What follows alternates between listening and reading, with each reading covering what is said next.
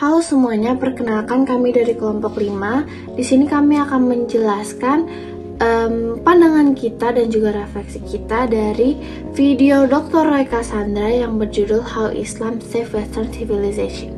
Sebelum itu, izinkan kami memperkenalkan diri kami. Yang pertama ada saya sendiri, yaitu Putri Marizaran Kusmarianto dengan NIM 123-140-49, dan juga ada Rania Fahmi Bishir yang mempunyai NIM 123-140-26, dan juga yang terakhir ada Raika Arselina yang mempunyai NIM 123-140-06. Di sini kami akan menjelaskan pandangan Dr. Roy Cassandra tersebut. Jadi tujuan kita membuat video ini tuh bukan untuk mengulang apa yang disampaikan oleh Dr. Roy Cassandra dalam video tersebut, tapi kita ingin membahas kesan, poin-poin kritis, serta kontroversi akademik yang muncul dari video tersebut, terutama terkait secara sejarah dikonstruksi dan digunakan untuk membangun identitas peradaban.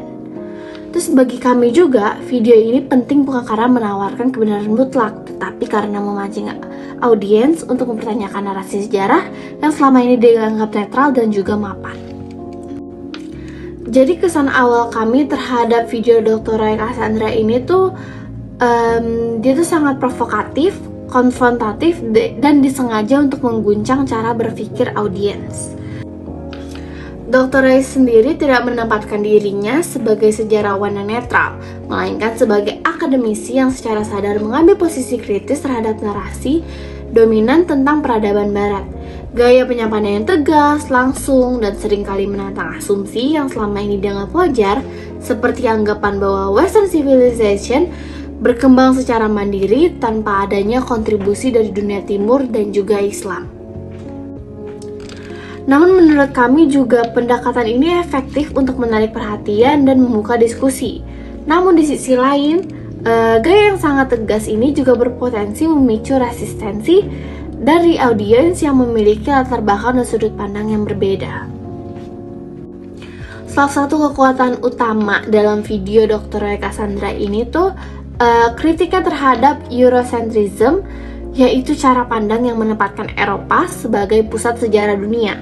Dr. Roy Cassandra ini juga berhasil menunjukkan bahwa banyak fondasi ilmu pengetahuan yang kemudian berkembang di Eropa justru malah dijaga, diterjemahkan dan dikembangkan oleh dunia Islam.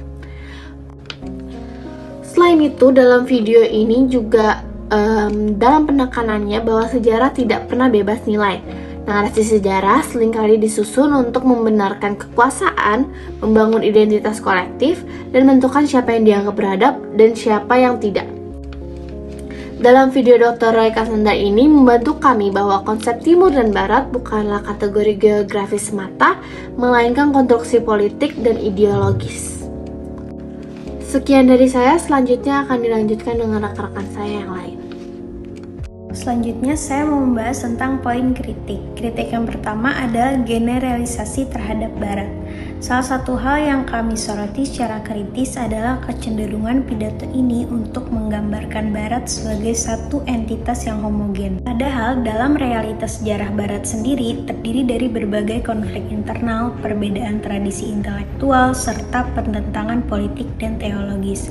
Dengan menyederhanakan barat sebagai suatu kesatuan terhadap resiko bahwa kompleksitas sejarah justru kembali tereduksi, meskipun tujuannya adalah mengkritik Eurocentrism.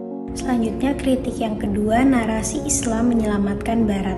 Pernyataan bahwa Islam menyelamatkan peradaban Barat merupakan klaim yang kuat dan provokatif. Secara historis, kontribusi dunia Islam dalam transmisi ilmu pengetahuan memang tidak dapat disangkal. Namun kami melihat bahwa narasi ini juga berpotensi menciptakan sentralisme baru, di mana sejarah kembali disederhanakan menjadi cerita tentang siapa yang paling berjasa. Dalam konteks akademik, tantangannya bukan mengganti Eurocentrism dengan Islamcentrism, melainkan membangun pemahaman sejarah yang lebih dialogis dan inklusif. Selanjutnya, kritik yang ketiga, gaya provokatif sebagai pedang bermata dua. Gaya provokatif Dr. Roy efektif sebagai alat pendidikan kritis, namun gaya ini juga beresiko mempersempit ruang dialog. Alih-alih membuka diskusi yang seimbang, pendekatan yang terlalu konfrontatif bisa membuat audiens lebih fokus pada sikap defensif daripada substansi argumen yang disampaikan. Sebagai mahasiswa, pidato ini memberi kami pelajaran penting bahwa mempelajari sejarah bukan sekedar menghafal kronologi peristiwa, tetapi memahami bagaimana sejarah ditulis, oleh siapa, dan untuk kepentingan apa. Pidato ini mendorong kami untuk lebih kritis terhadap narasi besar tentang peradaban dan identitas, serta menyadari bahwa tidak ada satu versi sejarah yang sepenuhnya netral. Kami juga belajar bahwa bersikap kritis tidak berarti menolak sepenuhnya, melainkan mampu melihat kekuatan sekaligus keterbatasan sebuah argumen.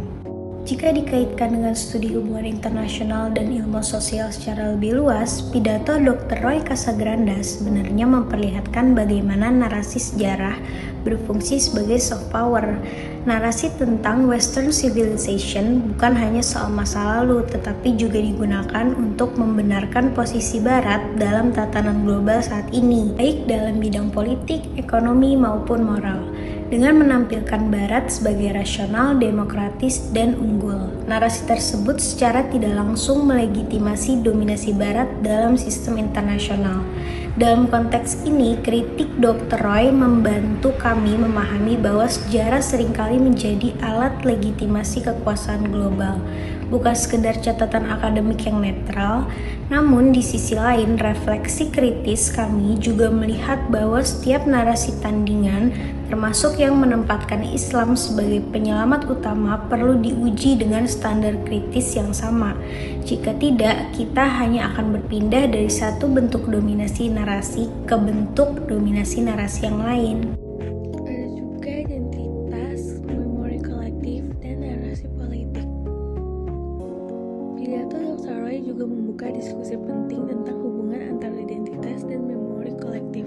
Cara suatu peradaban menceritakan sejarahnya sangat mempengaruhi bagaimana ia memandang dirinya sendiri dari pihak lain. Ketika Barat membangun identitasnya melalui narasi keunggulan peradaban, Timur dan Islam seringkali diposisikan sebagai yang lain, tertinggal, atau irasional. Narasi ini tidak hanya berdampak pada historiografi, tetapi juga pada relasi politik global, termasuk kolonialisme dan intervensi internasional. Namun, refleksi kami melihat bahwa membangun identitas melalui oposisi biner, Barat versus Timur, juga memiliki keterbatasan. Pendekatan ini berisiko mempertahankan polarisasi yang justru ingin dikritik oleh pidato tersebut. Oleh karena itu, tantangan ke depan bukan hanya membongkar narasi dominan, tetapi juga membangun cara membaca sejarah yang tidak terjebak ada di dikotomi sederhana. Posisi kami saat ini ada di antara apresiasi dan jarak kritis. Dalam posisi akademik, kami tidak menempatkan diri sebagai pihak yang sepenuhnya menerima atau sepenuhnya menolak pidato dari Dr. Roy Casagranda.